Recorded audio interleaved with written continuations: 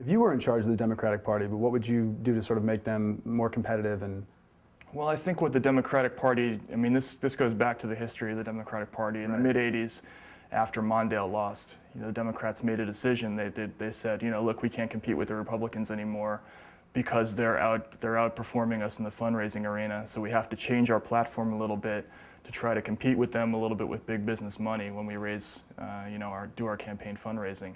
So they created the DLC, the Democratic Leadership Council, and they altered their platform to become, more free trade, more amenable to the credit industry, and they created NAFTA and all this stuff.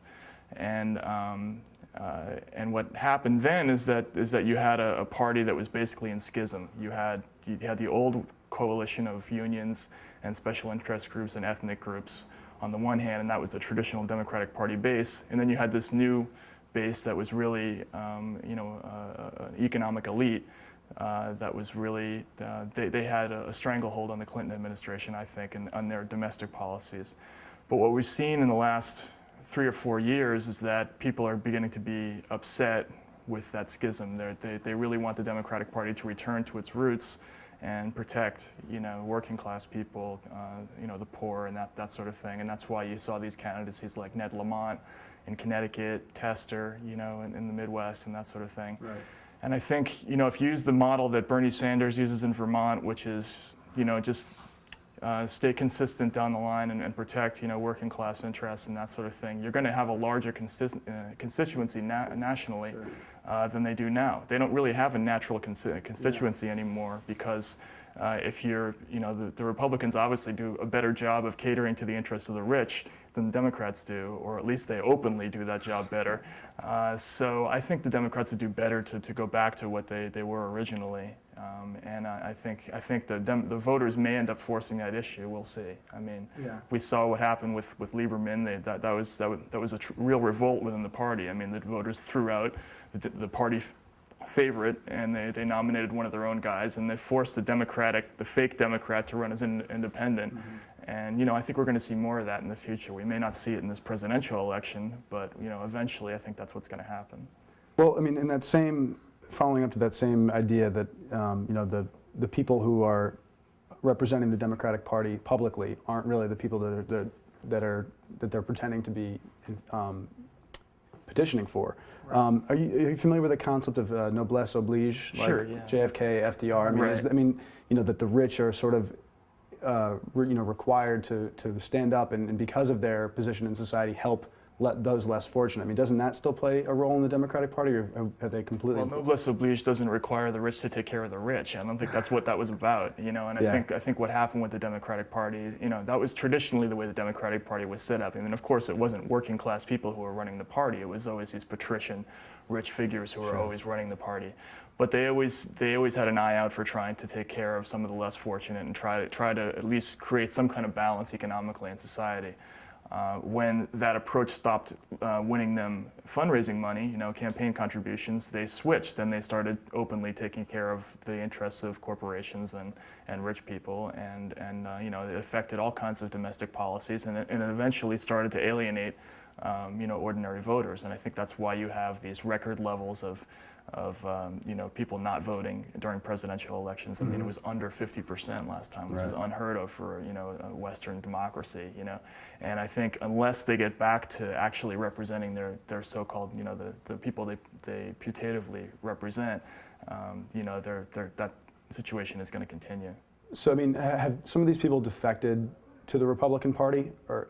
Lieberman de facto defected. Yeah. I mean, he still caucuses with the Democrats, but he's when he's standing behind the president and saying we have to stand behind the president in times of war, but he doesn't do that when Bill Clinton is being impeached. I mean, that's a pretty open statement on his part. And you've seen a number of Democrats. There are a lot of these sort of blue dog Democrats who are now in power, but I think they're interesting for another reason, because they're trying to get the financial responsibility back to the party. But they did defect this summer on the FISA issue. I don't know if you heard about this. No, I didn't. It's the issue of warrantless searches. FISA was this law that was passed in the late 70s that allowed the government to execute warrantless searches on terror suspects, and they extended it this summer, and there was a big defection of Southern Democrats to the Republican side on that issue. And you know, there have been those defections, but I think by and large the future of the Democratic Party is that you're gonna see more and more of these sort of Bernie Sanders, Tester, Lamont types who are out and out, social Democrats straight down the line, and who are going to reject the party money. So, in switching gears to the Republican side now, the sort of thesis or the theme that runs through your book is that the Republicans have basically screwed themselves by ruining the democracy, right? I mean, ruining our democracy. Is that fair? Yeah, they also rejected their traditional constituents too. I mean, I think that's one of the interesting things about American politics is that when the Democrats sold out their constituents, the Republicans did exactly the same thing on their side.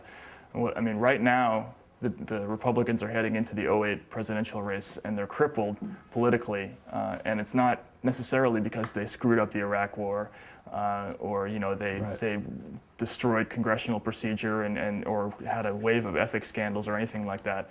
The biggest reason that they're really floundering right now is because they racked up an $8 trillion deficit when they came into power and they had a surplus. I think traditional conservatives have been mortified by what's happened in the last 8 years, and it's really not the corruption or the war or anything else. It's the fact that they betrayed their traditional positions in terms of fiscal responsibility, and that's what really has hurt them. Because it's the Republicans who tried to appeal to Middle America in the 90s, the Newt Gingrich, Rush Limbaugh types, and said, look, we're Christians, we're appealing to you even though our trade policies have maybe lost you your job, or we're not really helping you domestically with many of our policies.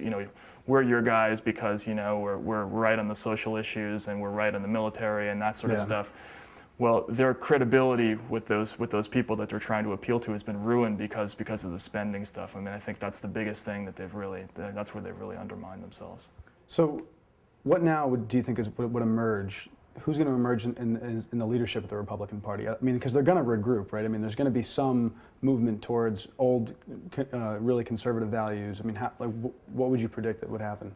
Well, sure. I mean, they're going to regroup. I think that the country, by and large, is still overwhelmingly conservative. I mean, as I go around the country on the campaign trail, when I talk to people, they're still the same. Their attitudes are still mostly the same. I mean, they still, the name of Hillary Clinton still gets their blood boiling. They hate liberals. I mean, they still listen to Rush Limbaugh and Sean Hannity and Mike Savage, and it's still gospel to them. And they're still, and I think if anything, they're even more religious than they were before. I think that the Christian fundamentalist aspect is continuing to snowball, and I think that's still true. And the Republicans are going to find a way to appeal to those people, and they're going to regroup, and they're going to reestablish their credibility with that base, and then they're going to be fine again, and which, maybe it isn't good news for the Democrats, but it's going to happen. The problem is that this Bush administration was so over the top and so incompetent in so many different ways that they just couldn't keep a stranglehold on that constituency, but I think they will eventually anyway.